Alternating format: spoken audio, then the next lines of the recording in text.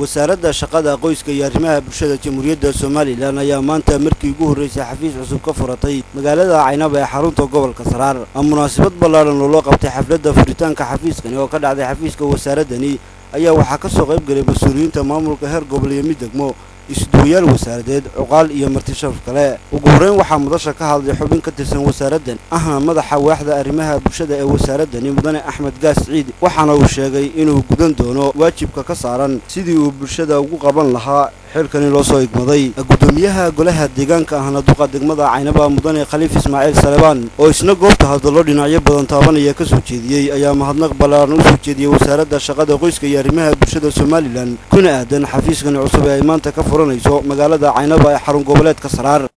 aad iyo aad baan idin soo dhaweynaa ilaahayna shaqadiina aad ku garab galo kaalintii waxaan mayaa kursigaa banaanaana waa buuxinaysan ay hadday hawl tahay iyo hadday hadal tahay iyo hadday hanti tahayba waxyaalaha waa buuxinaysan dee anuguna way isku soo dhaweynaynaa wasaaradda aad la shaqaysaanna waxaan leenahay shaqaaladii runta aad iyo aad u firfircoon baa soo magacoodeen waanu la shaqaynaynaa loo barataa guddee loogu hormuud yahay waxaan u diyaarnaa inaan la shaqayno wada maray hawlo badan oo kanaa la soo wada qabtay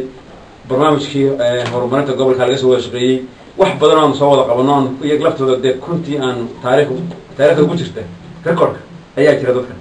iyagana waxaan leenahay isaan hore uri hadalka waan badiyey ilaahay xilkiina haydiin sahlo. Gudoomiyaha ururka haweenweynaha qaranka Soomaaliland ee Naaw ee gobolka Saraar Marwo Aamina Aadan Nuur oo iyana goobta ka hadashay ayaa ka dhawaajisay inay soo dhaweynayaan haween ahaan xafiiskan ay wasaaradda shaqada qoyska iyo arrimaha bulshadu ka furatay magaalada Caynaba ee xarun goboleedka Saraar.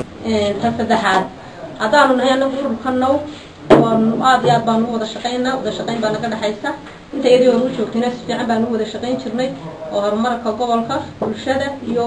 wanaagiisa looga talin jiray haddeedna aad iyo aad baan ugu mahad celinayaa shaqaalahan waxaan ku boorinayaa haddii ilahay yidhaaho iyaguna inay ilaahay u fududeeyo oo ilaahay madaxa waaxda shaqada iyo shaqaalaha ee wasaaradani Ismaaciil Salaad Huruuse, isduwaha wasaaradda dibdejinta Xasan Aadan Geedi, Aqal Maxamed Daroor Ducaale, taliyaha qaybta booliiska gobolka Saraar Jaamac Ibraahim Gudcadde, maayir xigeenka degmada Caynaba Abubakar Shida Cali iyo weliba mas'uuliyiin kale ayaa dhammaantood farta ku fiiqay inay soo dhaweynayaan xafiiskan ay wasaaraddu ka furanayso gobolka Saraar iyo weliba mas'uuliyiinta xiriirkan loo soo igmaday. maanta ay taariikhdu tahay April 20 bishii 2011 maalintuna ay tahay Khamiis ayaa waxaa gobolka Saraar loogu furayaa xafiis wasaaradda shaqada iyo arrimaha bulshada halkaas oo loogu soo magacaabay gobolka Isduul ahaan ama region gabadha la yiraahdo Samsom Jaamac Ciid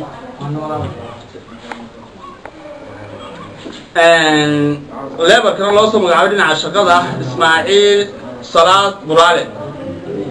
arrimaha bulshada loo soo magacaabay Axmed Gaas sida awgeed waxay maanta halkan ku fureynaa oo maamulkii gobolku gudoomiyihii gobolku fadhiyo gudoomiyihii degmadu fadhiyo taliyaha qaybta gudoomiyaha ururka Naaw taliyaha qaybta ku-xigeenka gudoomiyaha ku-xigeenka cuqaasha qaar gudoomiyaasha degmooyinka iyo wixii la mid ah. isduwaha wasaaradda shaqada qoyska iyo arrimaha bulshada Marwo Samsom Jaamac Ciid ayaa iyana goobta ka hadashay isla markaana waxa ay sheegtay in wasaaradani tahay boos ka banaana gobolka Saraar isla markaana ay wada shaqayn doonaan madaxda gobolka iyo shacabka reer Caynaba. ugu dambeyntiina gudoomiyaha gobolka Saraar Ibraahim Xaaji Xasan Cali ayaa xafladani ka hadlay waxaana uu tilmaamay gudoomiyuhu isla markaana sheegay inay wasaaradani tahay tii ugu dambeysay ee gobolka loo soo magacaabo waxaana uu sidoo kale gudoomiyuhu Ilaahay uga baryay inuu xilka loo soo igmaday u fududeeyo mas'uuliyiinta wasaaradani halkii yani runtii dhinay ee gobolka runtii ka dhinay wasaaradda ay buuxiyaan baan runtii iyana ka rajeynaynaa runtiina maanta inta iyada madax jooga waxay gelbinayaan madax dhaqameed leh madaxda dawladda dheer degmo iyo heer gobol bale ciidamada aad bay wasiir lahaan ugu mahad celinayaa waxaana runtii aad iyo aad